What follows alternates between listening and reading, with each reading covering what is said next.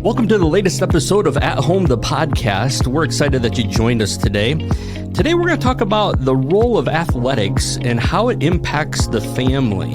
And sitting around the table today is Dustin Eby, Brant Nine, Angie Brenneman, myself, Chris Knight. We're glad that you joined us.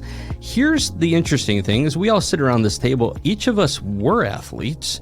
Each of us at some point in our life have coached. So this is a really topic that actually hits home to us. We've lived it in our homes. We've lived it then as coaches as well. So let's have a really interesting, I think, conversation today surrounding this topic of athletics. I don't know how many of you knew this or not, but did you guys know that Brant Nine used to be the quarterback at Northwood High School? QB1. QB1. One year, I was definitely a program player. I had to wait my turn, and we were definitely in a transition year, but it was still a great experience. Yeah. Hey, let's take a second. What is a memorable athletic experience that you can recall from your life?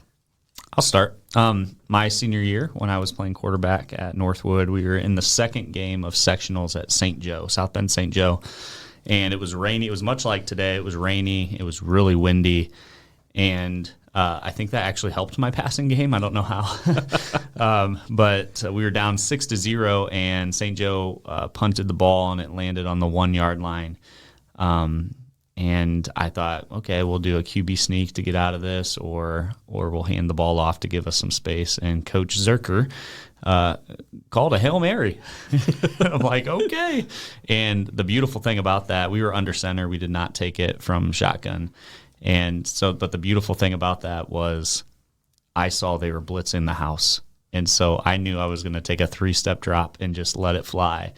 And I threw it about 30 yards in the air, but we got a 99-yard touchdown out of that baby. Let's go. And on the stat sheet, it says Brant Nine threw a 99-yard touchdown pass to Derek Yoder in 2009. So, yeah, that definitely was the highlight that year, and that was the highlight of my athletic career, to be honest with you. Love it. That's awesome. Yeah, for me, I would say mine probably came junior year of high school. Played soccer, and our soccer team was not as well known for its success as the football team or a number of other teams at Northwood. But that year was the first year that we actually won the sectional championship, which was really neat to be a part of that team. So that was a lot of fun. Cool team achievement that we had, something that had never happened in school history. So to be able to be a part of that was a lot of fun. Well, you guys are talking about team sports. I was a tennis player. Whether or not you believe it, tennis is a team sport. Doubles is one of my favorite games to play. So you can put that on the record. But as far as my best memory in high school, I would say I was a junior in high school. And as a team, we were playing the sectional finals against Goshen. And our team, if you know much about tennis and how a team wins sectionals, you have to win the best out of 5 different games that are happening. 1 singles, 2 singles, 3 singles, and then 1 and 2 doubles. And I was playing 2 singles. And we had already went down 3-1. And I was the only person on the court. And so then it became an individual game. And I had lost the first set. And so I came back and won the second set 7-5. If you know much about tennis, that's a extended amount of time. And then we extended the time even further. And if, you know, my dad, he actually, I say didn't love tennis because you could sit there for hours and you never knew. It was not governed by time. Yeah. So anyways, after about 3.5 hours, I ended up winning in a tiebreaker. So yeah, it went down as one of my probably the moments I fought for myself. And it was a really... Did you collapse and were you carried off the court? No, like but I probably shoulders? couldn't walk the next day. That's a lot of tennis. The longest I think I've ever played on the court was 4 hours for one match. Whoa. Incredible. Yeah. Angie, I bet you'd be a really good pickleball player. Yes, that's my goal in about 5 years when everybody gets done with their own sporting events. Mom will take up the racket again, but just not a tennis racket. Because I played till I was about 38, 36 years old, tennis, and then my body couldn't. Yeah, last year. That's right. Wow. Yeah, I did. I looked at I actually gave to Goodwill this week my national cap that said 2013 USTA Nationals, and I was like, oh, that was a while ago. 10 years. I haven't played for 10 years. Yeah. Mm-hmm. I get tired playing Wii tennis. Oh, I bet you do, Justin. pickleball is the rage. It is the rage. I will get you guys to try it. Yeah. So, what about you, Chris? You know, I have to look back. I would say in basketball, I hit a buzzer beater from just beyond half court, and that one just sticks out to me. I was pretty fired up about it, guys. To be honest with you, pure luck. All right, not skill involved, just winning. So, did it win the game? It did not win the game, but it was a close game. So, yeah. Did you lose? No, okay. We won, but it just and you it threw was, up a half court shot. Dude, it was the buzzer, right? It was up by 10. I threw up a half court shot. The buzzer. Listen here, 99-yard 9. Listen, I like that nickname. Why you got to make fun of my memory? No, this was great. significant. That's a great memory. Yeah, the basketball coach, you go, why are you shooting that? It was a buzzer. Buzzer was going off, man. Yeah. Hey, let's. You got a parent one? Yeah. Well, one of the things why we went into this was because I think we kind of talked a lot about hot topics. We've talked about marriage, we've talked about mental health and technology, and we wanted to take some, kind of up and coming things that our families are facing today. And so we kind of threw this out. Let's talk about athletics, because what's real in parents' lives right now? Well, what sport's your kid playing? When are they going to start? I mean, you told me the other day, Brant, like you were deciding to sign Hutch up for something already. Yeah, we're already starting to what do we say yes to? What do we say no to? We want him to try everything. We don't know what he's going to be passionate about. And so already at 6 years old, it's a thing. Yeah. Isn't there something? Yeah, it's true. Now, I want to preface this because I want to share a memory. It's probably one of the most significant memories I have with the kids, and it actually spans back only a couple years to COVID and the shutdown in March. And so if you guys know much about swimming, swimming it's a really hard sport. It's year-round, and you really dedicate yourself to it. And so in the club swim world, you can start little and you can work your way up, but it's all graded by ages. And so Katie was 12 years old. She had the fastest time in the nation as a 200 IMer, and it was March 10th, and we were going to go into age group state, and she had a chance to win multiple events at the state level, was really ready to it. And I'll never forget that day when they shut everything down. The week before, there was a lot of things, but to see a kid learn that nothing is guaranteed was so key. And I share that because I think we get to this point in our lives as parents that we think everything's guaranteed for our kids. Like they should participate in sports and they should, try out for the band and all this stuff. And I think one of the biggest lessons that we brought out of this whole COVID experience in athletics, because it did really change athletics, and it's still changing if we want to talk about how it's, created ripple effects even into the college world. Yeah. And it continues to do so even for another year. And so, but to be in a place where a kid wants to participate and wants to do it, but to learn that principle that nothing's guaranteed and what you do really counts even in the moment as a parent, to really teach character traits. And so that's kind of where we wanted to take this today. And we're going to talk a little bit more about how we can as families adapt and make good choices in our homes. So Angie and I are clearly just slightly older than you two, Brant and Dustin. But I remember going back in our day, we didn't have tons of options available to us as kids or growing up in the youth leagues. I think I started actually playing basketball in 6th grade was the first opportunity. Like we had to play any kind of a collective thing. Everything else was just playground basketball. And now you see it as it breaks into soccer, and it's breaking into basketball, baseball, definitely football, youth leagues. There's just so many options available. Let's have a conversation. How do we set some boundaries? What are the boundaries? What's health? Because at the end of the day, we believe, sitting around this table, that the family needs to win. So how do we keep everything in check and have a balanced approach with the family calendar? Any thoughts on that? Well, one of the things, if you guys look at your family calendar, and I want to ask you guys with little kids, what's one of the most important things in your life? Probably a little bit of structure, right? A lot of it is structure, yeah. Right. Some routine and things. And I don't disagree that athletics bring routine for kids, and it brings exercise and the positive. But one of the points that I really want to talk about is more always better. How does that look for families today?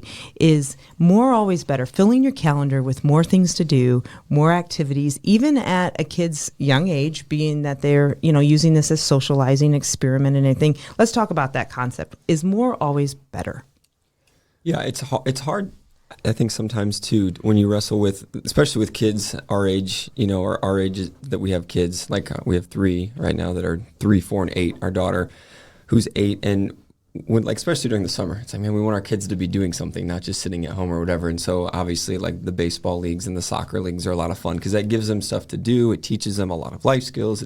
They get to be around their friends. But then all of a sudden, when you have 2 kids and one thing each, that's multiple, 2, 3 nights a week, that your night looks different than just a normal night, And so you really do struggle to have any kind of structure with that. And that for, Sharice and I, as we're still trying to figure out balance and what that looks like just with our own family. How do you do that well? And so it's a little bit of trial and error, a little bit of, what from what your own experience growing up and kind of what you did and what you liked and didn't like. But also, being able to say, okay, we know that if we want to have these nights at home just with our family, that we're going to have to not be in 2 things at one time, as hard as that may be. And so if, our one son is in a sport during this season, that means we might have to sacrifice and wait, for Nora to be in a sport in a different season. And that's just what we're kind of working through now. And it's a little bit what Brant said earlier. It's part of it too, is just finding out what do they like, what do they not like, what do they want to do, what are they passionate about. And so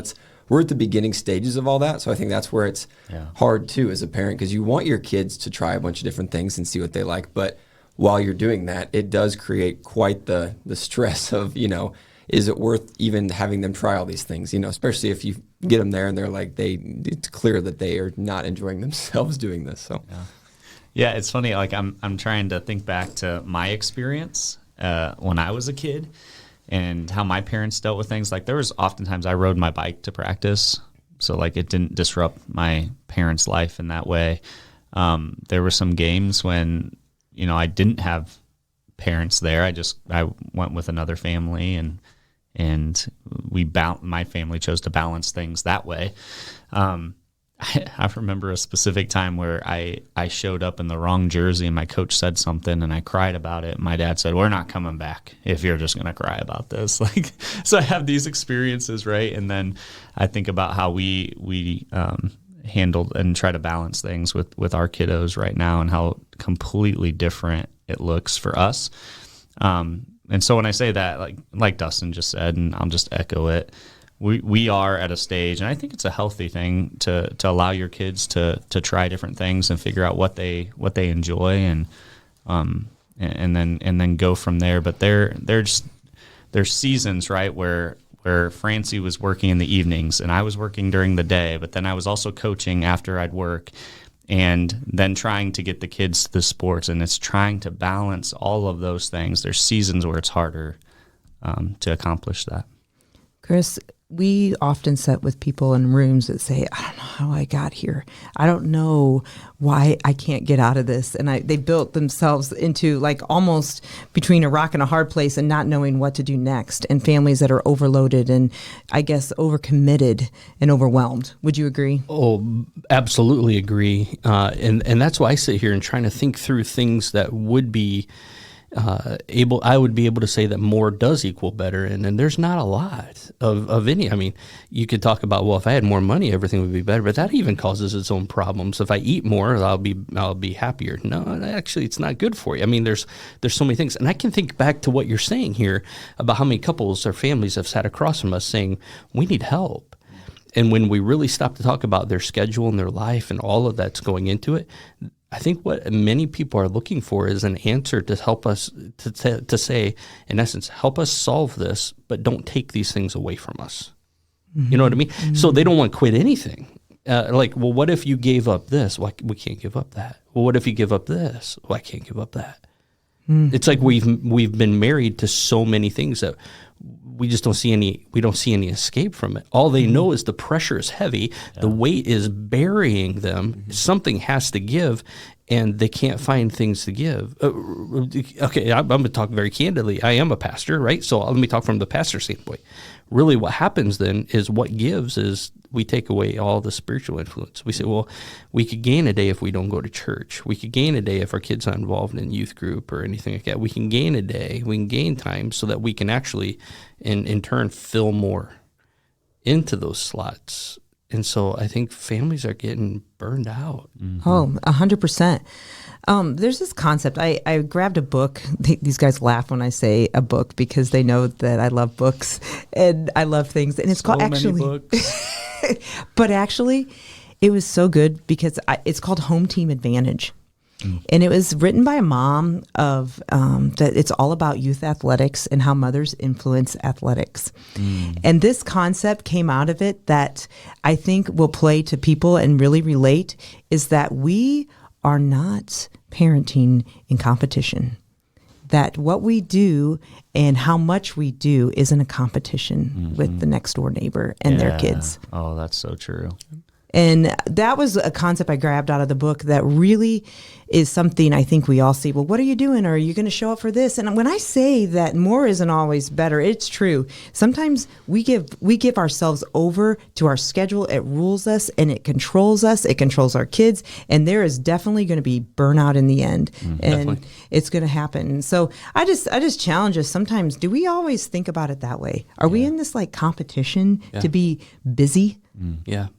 So, Angie, in your notes that you wrote for this podcast, but also in the notes that you're working through the blog, there was something that stood out that I think families, this is gold for families, if they would take this and put this into practice, and that is this concept of knowing your why.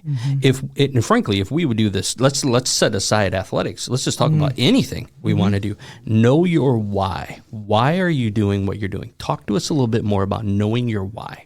Well, knowing your why is exactly what it is knowing why you do what you do and how your family has chosen to do it. When I say that, that's another insert there is why your family is going to choose different things and how that builds into your everyday lifestyle.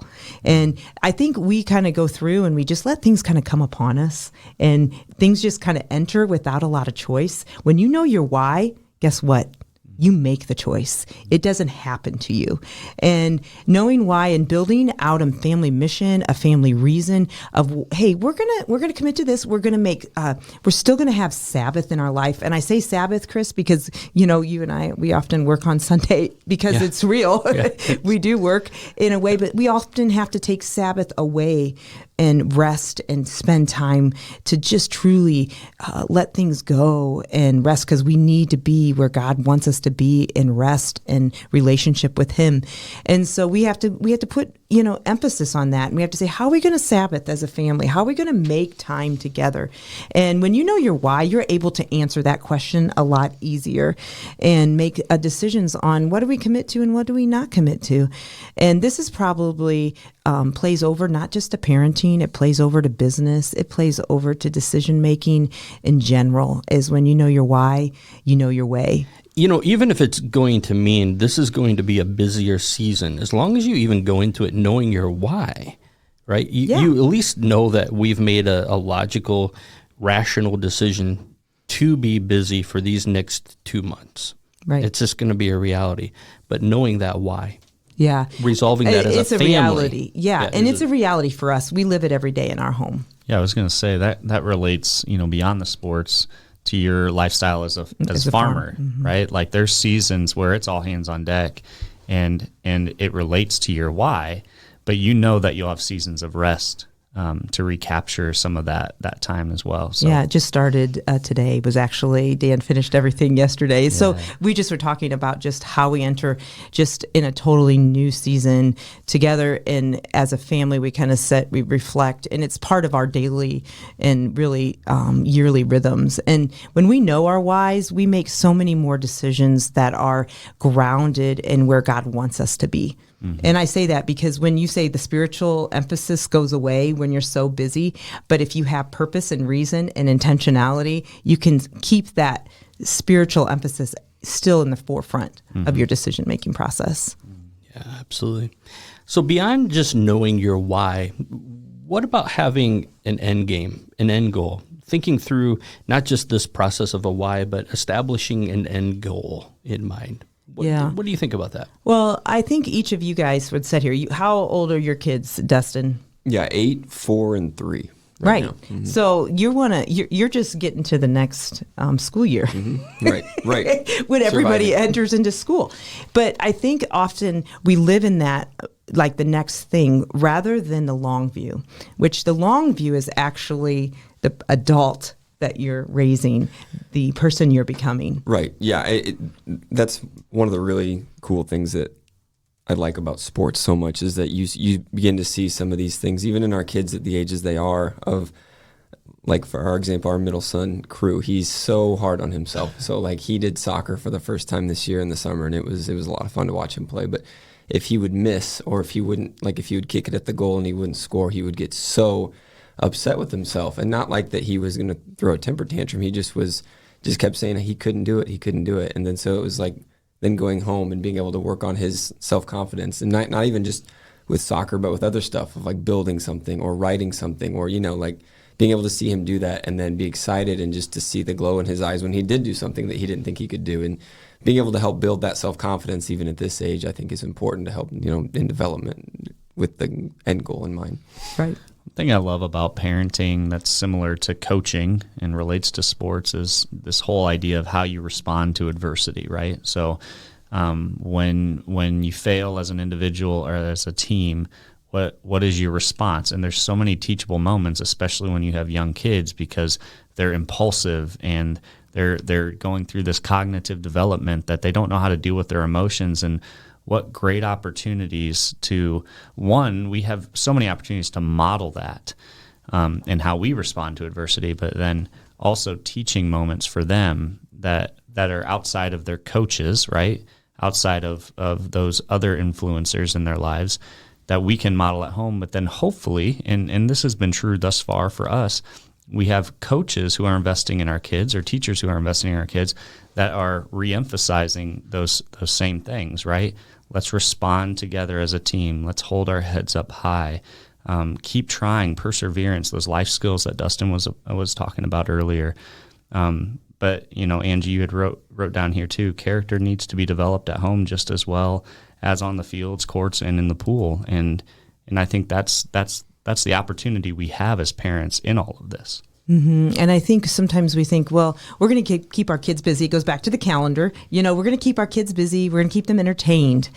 But actually, the end goal is always at the forefront of your mind. It's the why. It's the things that build out, that you actually make a choice on what you're going to do and how you're going to do it and how you're going to reach that potential for that person, because every kid has a different potential. And I think we have to realize that it's the goal of the individual reaching their potential and growing into a healthy adult. Absolutely. I am in a unique spot sitting around this table because I am the only empty nester. And so because of that, I get to see a little longer view than even what you guys have seen or are seeing currently. And that is, I now live with 20-year-olds. And all of a sudden, the sports and all those activities were just a session of their life. At the end of the day, now I just want them to be healthy, productive, spiritually mature adults. Mm-hmm. And so I like this. Even in the midst of the season you guys are in with kids, if you can keep that everything in perspective and everything in balance, because at the end of the day, what we want is healthy adults. Mm-hmm. And I think that's something that parents have to ask us. Is this helping or is this hurting us? Because Angie, you know it, as we've sat in many different counseling sessions, and parents come back, and I'll reiterate it again, where they say, our kids in college, and we just can't get them to pay any attention to anything spiritual. And that's been modeled for the last 15 years of their life. And so keeping balance in all of this is really critical. Don't you agree? I agree 100%. And when you say like being competitive and learning the competitive edge, that isn't something you're born with. You're actually taught. You're taught and you're kind of modeled throughout life. And so your goal is always to raise the kid into understanding that it's not about the sectional championship. Yeah, it's great. It makes an amazing run when you have you run to the state finals. But the goal is who you become in the process and what you learn in the process. Totally. So we kind of yeah. So let's wrap up this segment because we're going to introduce you to one more segment. So don't leave this episode too soon here. But let's wrap up this portion of the conversation before we move on. At the end of the day, I think what we're saying is we're fighting for family. Yeah. This is critical. In the day and age that we live in, fighting for family matters. And let's not lose sight of that. Anything else you guys want to say about this topic? No. I don't have anything because I have somebody who wants to say something. We're going to enter into a new segment. Yes. All right. We will be back with you in just a moment.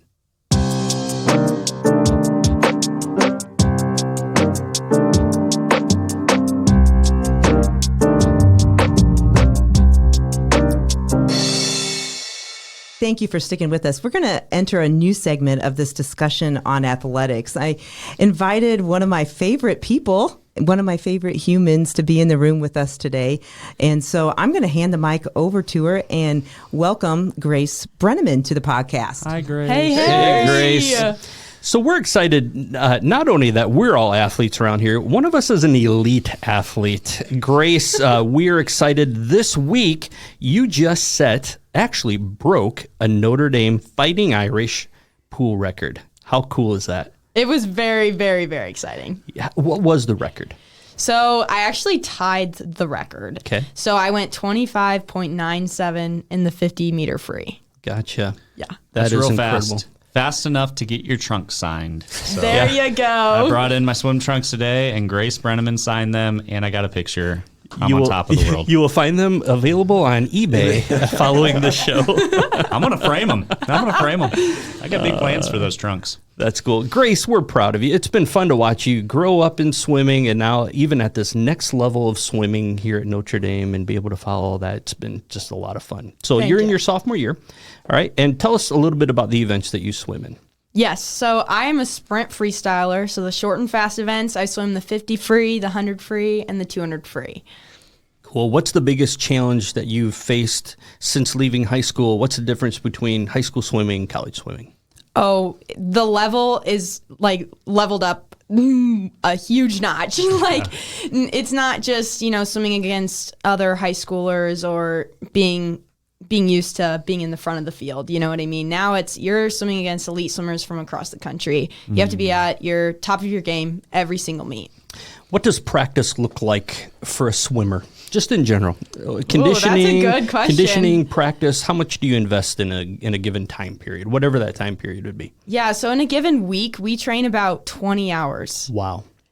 Yes. Oh, while taking classes. They do make you take classes, yes, right? Yes, they do. Okay. They do. 15 credit hours. So at Notre Dame, they make you take classes. Yeah, so normally it's doubles almost every day, early, getting up at 5:30 in the morning, and you get into that routine, and it takes a lot of time management, but also determination to get up every day.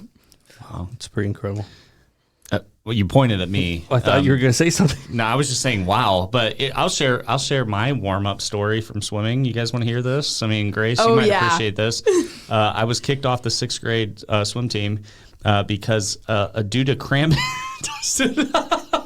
Due to cramping while I was trying to warm up, we had to warm up on a 400, which was ungodly to me, and my toes cramped and I was drowning. They had to jump in after me. It's a true story, and they told me to quit. They said this isn't for you, and so that's the best story I've ever heard. We start with a 400 every day. Yeah. So see, they were having us do college level things. That's the reason. Did anybody else think he was going to say he peed in the pool or something like that? I think your toes cramping is even better, though. It's a nightmare. Yeah. All right. So we've been talking about the impact of athletics on a family and in the home. So I'm interested in your perspective on this. If you could encourage families today who are raising athletes, what would you say in particular to them? I would have to say, sports is not your entire life. I think in high school, it can be so easy to think that sports is your entire life, that's all you think about, practice, film, all of that kind of stuff. But in reality, you're so much more than that. And even though it might seem like forever until you're done with swimming or any sport, like it's going to come to an end, and we might as well be prepared for that. One of the biggest things I try to think about is, you're not what you do, but who you are through it. And so, yeah. Is there a lot of pressure to make sports your identity? I would say with any sport, how much it takes out of you and how much it requires, yes, like it's so easy to make it become your identity.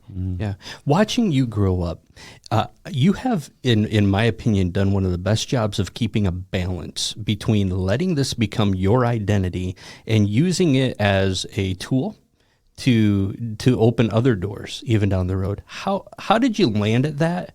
Well, tell us anything you want about that, because I really do think that you've done a stellar job at that. Thank you. I really appreciate it. And I would have to say and give credit to my parents, to be honest with you, and having them just help me see the perspective sometimes, because I did not do that on my own. Seeing that I am more than just a swimmer, and that swimming is a catalyst to getting me to Notre Dame, getting me into a great career, and meeting people that I would never have been able to without swimming, wasn't without my parents helping me, during freshman, sophomore, junior, senior year of high school, saying, hey, it's okay. Like, if you had a bad practice, if you had a bad race, it's okay. You're more than that. And also helping me take advantage of other opportunities in balancing swimming and thinking about my career, thinking about those other interests like farming and 4-H and agriculture while I'm still swimming. Mm-hmm. It seems to me that we have a society today when athletics has become our identity. Once your career is done, whether it's sixth grade swimming or it's high school sports or college sports, when it's your identity, it feels like there's this massive crash, because then people have to ask the question, who am I now? Yes, but exactly. Keeping a balanced approach like that, while I'm still sure it's sad, it's a part of you that is now transitioned to something different.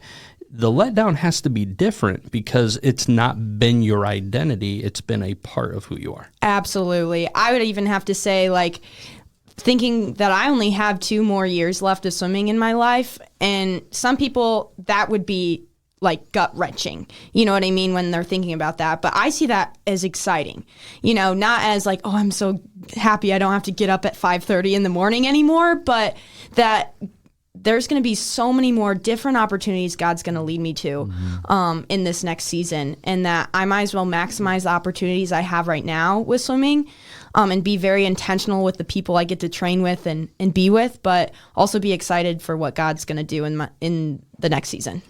Wow.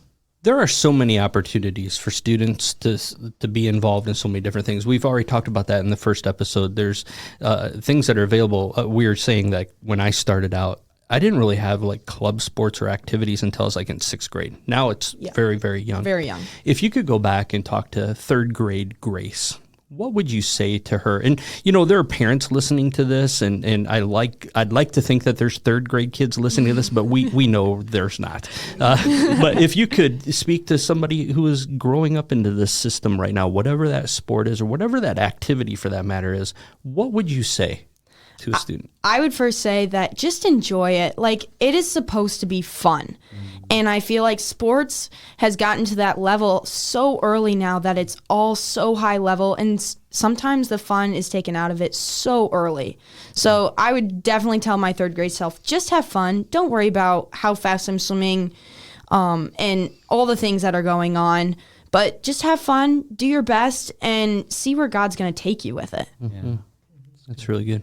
I had the opportunity to coach boys basketball back in the day, and then I had a daughter who played sports. I played basketball as well. And it was really interesting to me. One coach said to me one day, Chris, I think you can't mess up the difference between boys and girls in this aspect of athletics. He said to me, boys seem to have to win to have fun. Girls have to have fun to win. And if you get those two confused, it really does mess with the dynamic. I thought that was kind of an interesting take on it. And so I like what you're saying here is about having fun. Enjoy this. This is a season of your life, but this should not define our life. Exactly. It's good. Well, I hope that when my kids grow up that they respond like you, Grace. It's pretty amazing to listen to you. One thing that I think it proves is that Angie really practices what she preaches, and I really mean that. And super, as a teammate of Angie's, like super proud to like even hear Grace say those things, because Angie talks about this stuff all the time. And Grace literally just walked in the door and got on the mic. Like, we didn't chat beforehand about, hey, this is what we're going to say. She barely even looked at the notes. And for her to authentically share that just shows you how well Angie and Dan have done at parenting, and the things that Angie's trying to provide and instill in our parents comes from a place of actual practice. And I think that's good for listeners to hear. I just want to thank you for saying that, Brant, but I also want to preface this, that this was hard fought for. This isn't something that just we woke up one day and everything was like blue and rosy and the sun was shining and, you know. And I say that is because there's been some really hard fought wins and there's been some really hard felt losses. And I say both of those things because they're very both key to the whole picture. And I think parents, sometimes we just get so caught, and it goes back, we get so caught up and things just happen to us that we have to take ourselves out of what we're doing and actually become an observer of our life so that we can make those right decisions. And so fight for those things. Fight for what you want to see your kids be in the end. I would have to say exactly spot on, Mom. I would have to say with this that I would have to just congratulate and thank my mom and dad for being those observers. I think I was put in an amazing family and opportunity where mom and dad didn't grow up as a swimmer. Mom played tennis. She didn't get any tennis players out of all three of us kids. And she had to learn a whole entirely new sport. Swimming is very unique, and she just came in with open arms and was like, hey, I'm going to be here for you, but I don't totally understand. You know what I mean? And I'm just going to watch and support you. She wasn't there coaching me, telling me, oh, you took too many breaths on that 50. You know, that's the coach's job. That's not the parent's job. And I think so many people can get caught up in that. And I encourage parents, just be an observer, be that supporter. Don't be the coach, because that's not your job. And that can help kids have more fun and really develop the person and utilize that role that parents have to develop the person, not the athlete. I really appreciate you saying that, Grace, because we're in that season with our kids just starting to be in sports and stuff. So I think one of the hard things is to sit there and to not be nervous about how they're going to do or what they're going to do, or are they going to be, are they going to be one of the better ones on the team, or are they not? But just being able to sit back and to not worry about analyzing or coaching, just like we want our kids to enjoy the sport, we as parents, it's so much more fun when I can just sit there and just watch them play and just let them have fun that way. I enjoy it so much more that way. The whole reason I got into photography is it kept me calmer as a parent. Right, it kept me from saying things I would regret later. So I thought, I'm just going to take pictures. Yeah. It's a lot easier to stay out of it. Angie, wrap us up. Well, I just want to thank you, listener, for sticking with us. I'm going to thank you for these guys being my teammates, but I also want to thank Grace for coming today and taking some time out as we enter our Thanksgiving break, which means break. Oh, yay. We're yes, they still practice even over break. But and I want to just challenge parents. Here's the deal. You make the choice. I can't make the choice for you. You have to choose what you want best. You know your intuition inside of you, what your family needs, what your kid needs, what your overall mission needs to be. And so I just challenge you, think about it. Take time and just sit back and be that observer of your life so you can make those changes to have a balanced life, to have a balanced calendar, to set the why up so that you can make decisions and to see the end goal of what are your kids going to be like when they're 20 years old. And in the end, fight for your family, fight for what you want to believe in and what you want to set your life up for. So thank you guys for listening. We look forward to our future podcast. You can find us on our website at walkemc.org/at-home and find all our podcasts and blogs there. And you can also email us at home@walkemc.org and let us know what you'd like us to talk about. So thanks for being with us. We'll see you next time.